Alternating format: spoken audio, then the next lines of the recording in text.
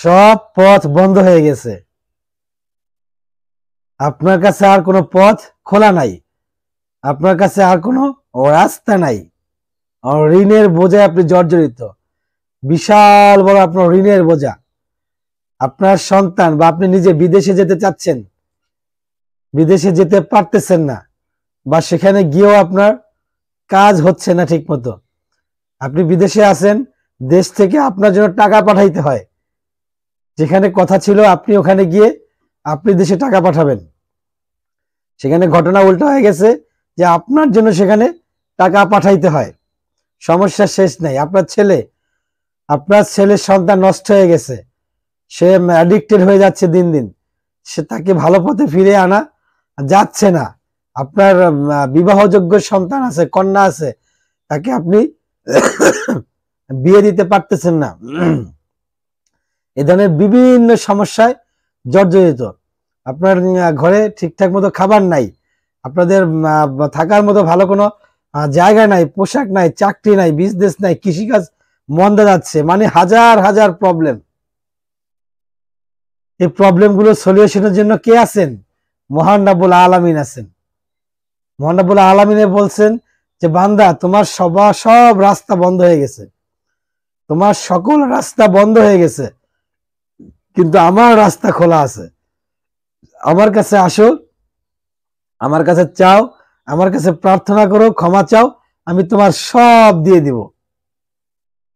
আমরা চাই না, আমাদের লজ্জা লাগে, কোথায় চাইতে হবে সেটা আমরা জানি না। নবী মুহাম্মদ সাল্লাল্লাহু আলাইহি সাল্লাম মা আয়েশা রাদিয়াল্লাহু তাআলা আনহাকে বলেছেন, তোমাদের যা কিছু প্রয়োজন, যেটাই প্রয়োজন, সেটার জন্যই মহান রাব্বুল আলামিনের কাছে চাইতে হবে। যদি সেটা একটা জুতার ফিতাও হয়, আমাদের জুতোর ফিতা ছিঁড়ে গেছে, সেই জুতোর ফিতাটার জন্য প্রার্থনা করতে হবে মহান রাব্বুল আলামিনের কাছে। অথচ আমরা কোথায় যাই, কার কাছে যাই, কি করি না করি, আমাদের কোনো ঠিক ঠিকানা নাই, আর সেজন্য আল্লাহ পাক আমাদেরকে দেয় না। তা আমরা কার কাছে চাইব? অবশ্যই মহান রাব্বুল আলামিনের কাছে চাইব। তা আমাদের অবস্থা অনেকের এরকম হয়ে গেছে যে অনেকে আবার সুইসাইড করতে যাচ্ছে, আর ঋণের ভয়ে, বিভিন্ন টেনশনের কারণে সুইসাইড করতে যাচ্ছে, বা অনেকে করতেছেও। আবার অনেকে দেখা যায় এলাকা ছেড়ে পালিয়ে যায়, নিজের যে এলাকা ছিল সেই এলাকাটা ত্যাগ করে অন্য এক এলাকায় চলে যায়।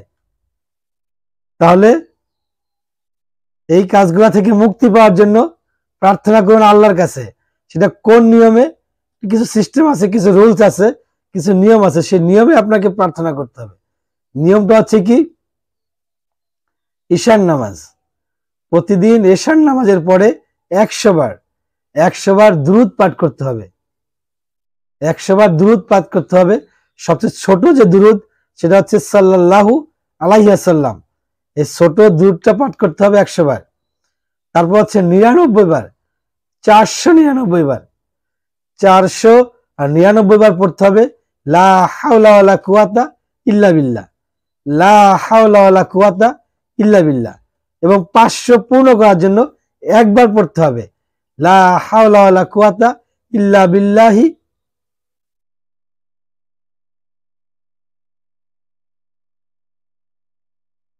লা হাওলা ওয়ালা কুওয়াতা ইল্লা বিল্লাহিল আলিয়্যিল আযীম।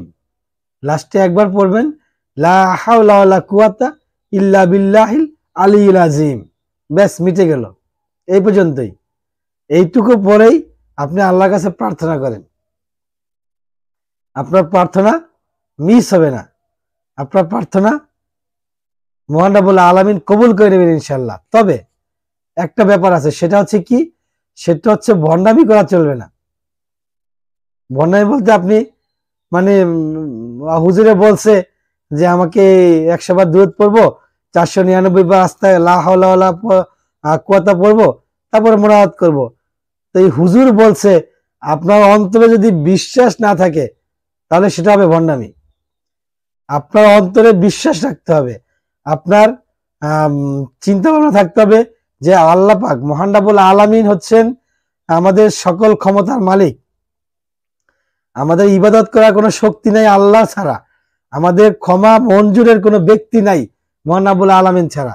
এই জিনিসগুলা আপনার হৃদয়ে স্থান দিতে হবে, আপনার মনের ভিতরে এটাকে পুঙ্খানুপুঙ্খভাবে ঢুকাইয়ে নিতে হবে, তাহলে গিয়ে আল্লাহ পাক আপনাকে সাহায্য করবেন। ওয়া আখির দাওয়ানা আলহামদুলিল্লাহি রাব্বিল আলামিন।